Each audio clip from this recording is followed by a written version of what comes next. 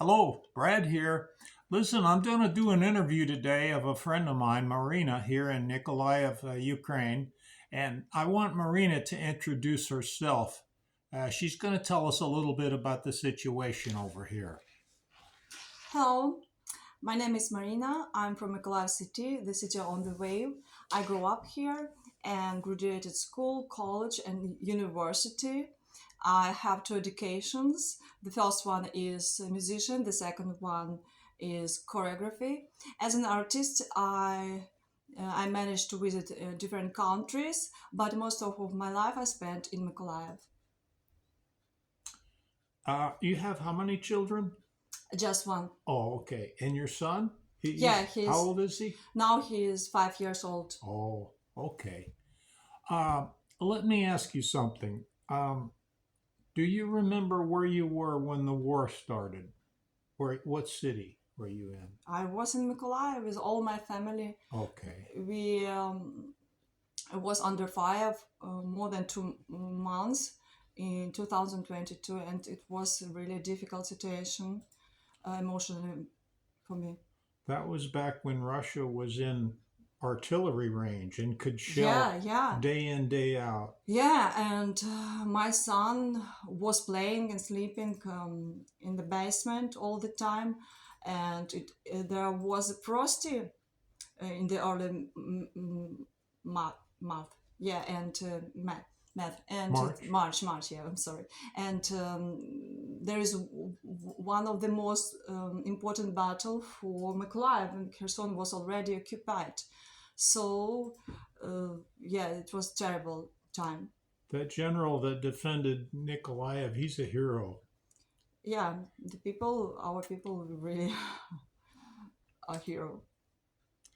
Uh, I know this is a hard question because I lost two friends, but did you lose any family or friends or Oh God, relatives? no, God bless, no.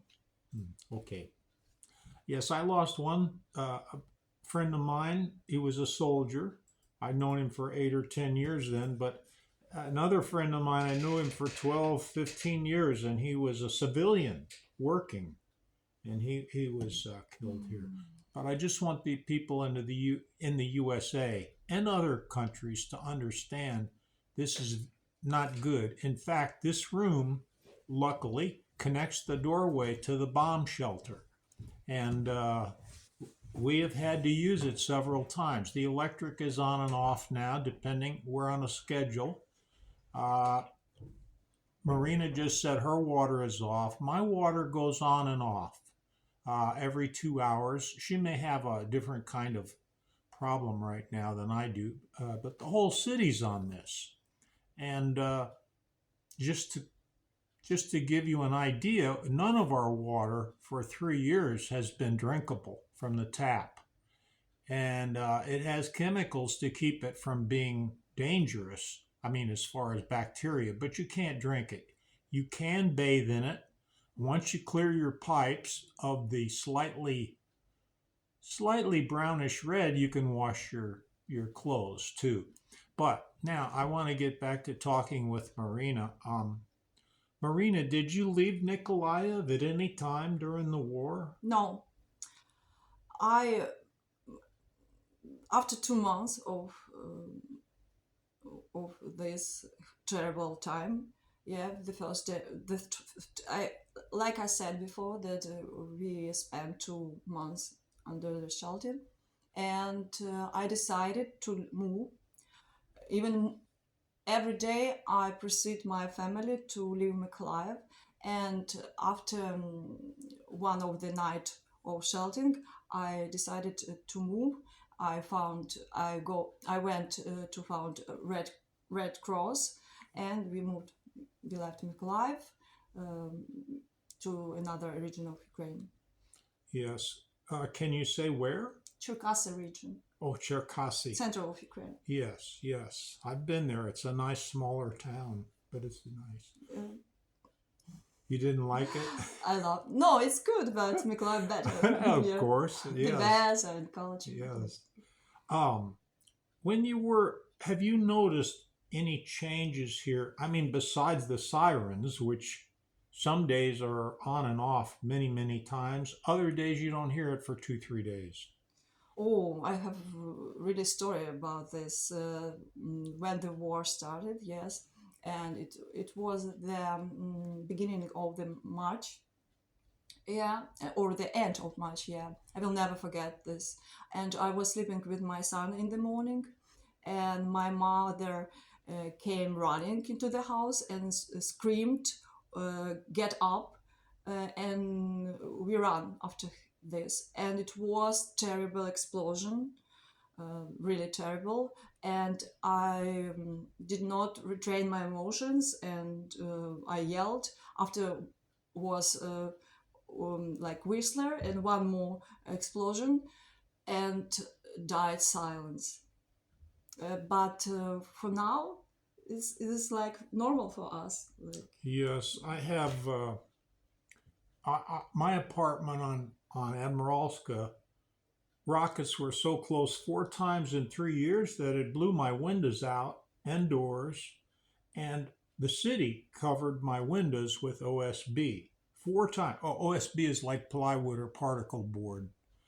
And luckily, the Danish Refugee Council put in new windows, and last month they put in a new door for me, which was beautiful. yeah. But yeah, I still need interior doors, and of course the decor is not so great anymore. But and it got about half of my furniture.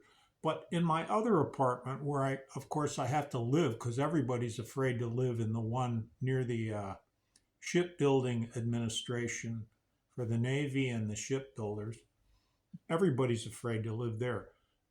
We had one hit at 5 in the morning, and it was as bad as the one that came in 2023 that scared me so bad it almost knocked me out of bed, but I almost lost my bowels. But different story. Okay, so uh, I'm starting to get used to it, but it's a different kind of it. It's like I don't know, it's a very bad anxiety, and now it's not shock. It's I don't know what it is. I won't go into it. Uh, Did you work with some psychology? oh yeah, I had many patients in the USA post-traumatic stress Mm. syndrome from many things, not just Vietnam, not just wars, other things that came up, big fires, sometimes. But this is I want to interview you. So Okay. let me ask you something about if there's anything in particular, what would you like to tell Americans and Europeans and other nations who understand this is just naked, pointless aggression from Russia to try to repossess Ukraine and capture more land? Increasing attacks on civilians have damaged or destroyed more than 2 million homes from the February 2022. Can you imagine? And most of them kids live there, yes, and with families they still living in the damaged house because they don't have money. They don't have money, and even more, the prices of electricity prices have gone up. And can you imagine what will be if we will be without power in winter time, when it will be -20? It's possible really in Ukraine, and it will if we will be without power more than 8 hours. What will be with our kids? They have a climate here, a winter like St. Louis or New York. It's fairly cold, precipitation, wind, etc., but you definitely need heat. And your water pipes can freeze and bust, of which already some have already been doing for this will make the third winter, but we haven't hit freezing like -16 centigrade that would do that. But in Fahrenheit, that's not that low. It's like 10 below zero. But go ahead. And I think, and our kids live with the meanings, how to say, feels, and feels because of this war, struggling to find peace and to find like normal kids' life. Yeah, that's why I don't know. And the war taught me to appreciate the simple things, like, for example, we don't have water for 2 days, yeah? And when I will have a shower, for example, at night, I will cry, yeah, because it's something special for us. Can you imagine technical water, not clean, but we appreciate this. And I understand that someone died in order to protect my country, and protect kids, Ukrainian nations, so in for our future. Yes, we had, uh, well, there's so many situations I could tell you about. I don't want to tell you. I can tell you another, but I have a chance to interview Maryna. So, by the way, like and subscribe because I want to do other interviews, and the algorithm will pick them up and get them to people from Ukraine, Canada, USA, etc. So please hit the like button and subscribe if you will. Um, After 2.5 years of COVID, the children, most of which did not go to school, they lost out on socialization. They've been living on the internet when we had internet. Now we have 3 years of war, and it's really bad. It's really bad. The kids are like living in the house, and that's it. Sometimes they can play on the street and things, but as soon as anything gets bad, they all have to run for home, and it's very bad. They can't. They're not even with children their own age, ever. Or I shouldn't say ever, but very little. Yeah, like for example, my son, he was Yes, 2 years old, and he is talking all the time about war, and with the other kids also. yes. Did you notice anything difference in the economy here?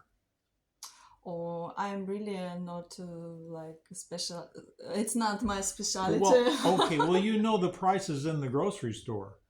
Of course, I know, and it's Tell them more about that. over and over and over, and I don't understand that. I guess they She have. means higher and higher and Yeah. higher. Oh, yeah. Ridiculous. Yeah, yeah. Ridiculous. I guess the same like in Europe, I guess. Very similar to Europe and the USA. Prices are booming. And of course, Yeah. the food isn't any better. In fact, I had to talk to my supermarket about ground glass on and off in my hamburger. I know what ground glass can do. It's not as bad an emergency as it sounds, but buying it for 6 months and half the time there's some ground glass in it and you find the pieces. They may be as like sand, but it's not plastic, and I checked it. This is the kind of thing we don't know whether it's sabotage or just hatefulness or trying to control the market on the meat or what. But in addition to crazy prices and spotty supply, And the people don't have money really. They could to pay for utilities, utilities, yeah, yes. and feed themselves little bit, yeah. The utilities and internet companies are begging for people to be able to pay their bills, but employment has changed quite a bit. What jobs are here are new jobs. They're related to being a soldier or defense. But can you say anything about girlfriends that left here or got work in another country or took their kids out of the country? Or it's like it's not my way, and I can't judge or say something like that. I just can say that the godfather of my son, do you understand it? Like Yes, the priest, father, yeah. high priest, Yes. yeah, high priestess. He decided, consciously decided to protect our country from the first days of Russian invasion, and despite of the fact that he has a beautiful wife and two small kids with whom he been apart for more than 2 years, despite the fact that he is wounded twice wounded. He's still protecting our Wounded. country. She's saying Wounded. wounded. Yeah. I'm sorry It's for my okay. pronunciation. Your English is very Yeah, good. sometimes, yeah. And he's still he is wounded twice, and he's still protecting our country. Yes, a lot of guys here are wounded, and they're lucky because at least the Europeans are helping with medical care. If it's really severe, I mean, not a simple loss of a limb, but maybe real disfiguration, where this, a lot of guys are sent to Western European hospitals and then do their rehab for a while there and come back. But they're rehabbing; they're not put back in the line like. Russia's basically just killing soldiers with a meat wave so they don't have to pay. And their commanders are taking money on the bounty, not the bounties, but the bonuses, and using these deaths to get money for a while, then reporting them dead. Very, very criminal. And if you think that's bad, you should see the way they treat the Ukrainian people, the civilians. Aside from all the children they took to Russia and have been indoctrinating for 3 years on and on. But the thing is it's it's it's horrible for these people. Russia is using mostly, they have weapons and they're fighting a war, but also lots and lots of terror. Yeah. They need to be stopped. All we're teaching them by slowing weapons here is that they can get away with it for a long time and maybe as often as they like in all their neighboring countries. Yeah, it's like it reminds me one idiom, British. I don't know. Maybe it's American. The grass is greener in the other side. Yeah, something like that. And I, when I left Mykolaiv, I remember that I started to volunteering in the Cherkasy region, and I could not otherwise because I saw different life, even in center of Ukraine, different life to the war, and I was engaged to weaving military nets with the other volunteers, and we sent these nets to the for the Donetsk direction and Kherson direction. Also, I was engaged on education and culture, You don't mean entertainment, you don't entertainment, you don't entertainment volunteering with you don't mean kids. engaged for marriage. You mean engaged for other Yeah, activities. the activities. Okay. Oh, I said, I'm Other sorry. projects. I'm sorry. It's okay. We use Yeah. that word too, but I don't want them to get the idea you're engaged to two different. Engaged, You know, boom, engaged, boom, boom. engaged, yeah, Yes, engaged, yes. yeah, like that. So, and I remember I was in the camp, and I saw one boy, in front of whom the Russian soldier killed his mother. He barely spoke. Can you imagine? And that's the one they took.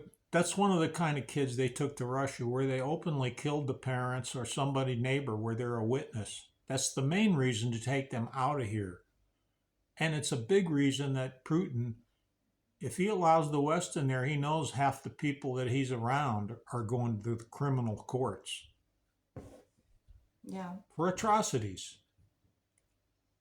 So we hope. Yeah. Let me ask you this. Have you heard any theories here about problems, like internal problems, like political or spies or saboteurs? I'm also not a specialist in these questions. Yeah, you don't have to use names or that, just that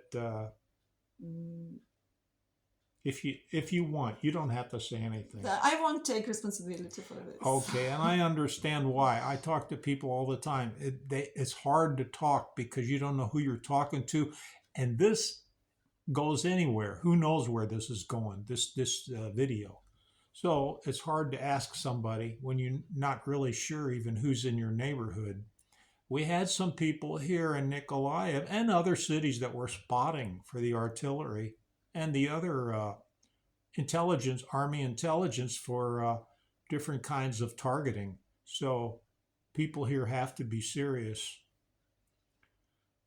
Let me ask you this. I know you're not judgmental about the girls that left and took their kids, and I understand lots of reasons why. Some of them were from the invaded regions. Do any of them say they're coming back, or do they say that they were going to wait until the war is over, or anything like that? I had different opinion. The fighting for Mykolaiv was fierce, really, and I can judge and I can say something. Someone lose their house, someone lose their job, family, and of course, the woman uh, want something better for their kids, and it's I don't know because it's also some like painful for me question. Maybe I did wrong that stayed here. I tried to help by volunteering, but it was for free. Really, I did this for free to help my country. It was painful for me, but I don't know what the better for my son because like I don't know what will be with my country, with my city. Um, is there anything else you'd like to add to what we've been talking about? like I don't know. It's of course everyone knows that we need Ukraine need help, yeah, and we need help, and we really have good people here. We want to live in our country. We want to have freedom. It's normally that we want this, and I guess I don't know what to add. All post-Sovietic people remember how they were treated by Russia. There's some people here that their grandparents, how they were treated by the czars or the Bolsheviks. They're tired of it. They're tired of Russian problems. They're tired of it. They're doing, yeah, there was corruption. Most of it stimulated from Moscow, but they have their own problems, which they're cleaning up. And what can you expect from the people? They've done as much as you can ask from a people. Even like, did you hear that we want to have Ukraine want to have our weapon? Yeah, They'll make if weapons. They said they'd even take the watch for European, for standing soldiers. And if the USA can't value that and understand the economic power of that, then Russia and China and other nations, Korean yeah, they can and do what they like. Iran, and we could, all this talk you hear about, oh, we can neutralize them, we can deal with that. I No, they've yeah, been there and they cause problems decade after decade. and even I want to say that for Ukrainian real Ukrainians, we despite those who don't realize that this is our country, our culture and land. Okay, I'm going to stop the interview for now. I just want to let you know you should like and subscribe. Maryna's been a really good subject person to talk to because not everybody can feel it in their heart to come onto a camera. That, you know, and I want to thank her very much. Thank you also. And otherwise, have a good week. Keep watching for interviews because I'm hoping other people will step up and say something and hope it doesn't fall on deaf ears in the West. Okay, goodbye. Bye.